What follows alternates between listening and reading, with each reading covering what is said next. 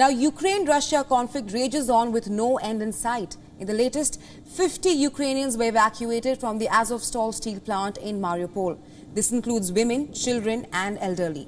Civilians are still holed up inside the besieged plant. These evacuations have been brokered by the United Nations. The region is the last pocket of Ukrainian resistance against Russia in Mariupol. However, there have been reports of continuous firing in the area. Ukrainian Azov regiment shared a video on Thursday. It claims to show Russian attacks on the Azovstal steel mill. The regiment claims that Russian forces are using aircraft, artillery and infantry to carry out the offensive. The video also shows heavy smoke rising from the facility after several explosions took place. Drone footage shows the extent of destruction in the city of Mariupol. The crucial port city has been witnessing fierce battle between Russian and Ukrainian forces. Ukrainian President Volodymyr Zelensky held a nightly address. He said that the European Union is preparing the new sixth sanctions package against Russia. Координуємо наші кроки задля посилення тиску на Російську Федерацію. І це особливо важливо саме зараз, коли в Європейському Союзі готують новий, вже 6-й санкційний пакет проти Росії. Meanwhile, US President Joe Biden has announced that the country will be sending another package of military assistance for Ukraine. The aid will be worth $150 million. It will include artillery and counter-artillery radars used for detecting the source of enemy fire. Now, since the Russian invasion began in February, the United States has sent weapons worth $3.8 billion. Biden has also urged Congress to approve a $33 billion package. This will include $20 billion in military aid. The aim is to strengthen Ukraine on the battlefield and at the negotiating table as well.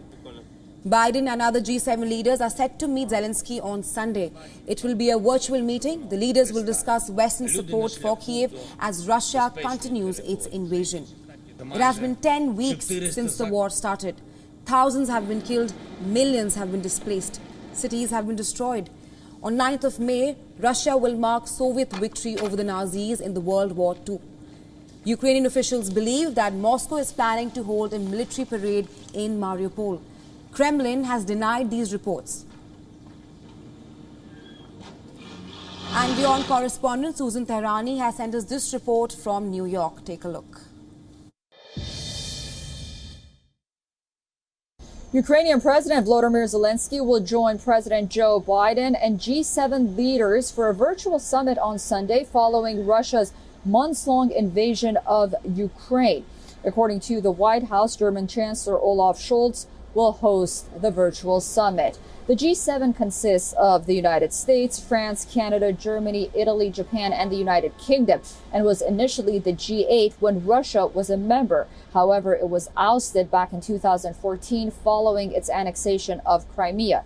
According to White House Press Secretary Jen Psaki, on the agenda will be the discussion regarding the latest developments in Russia's war in Ukraine and quote-unquote its global impacts.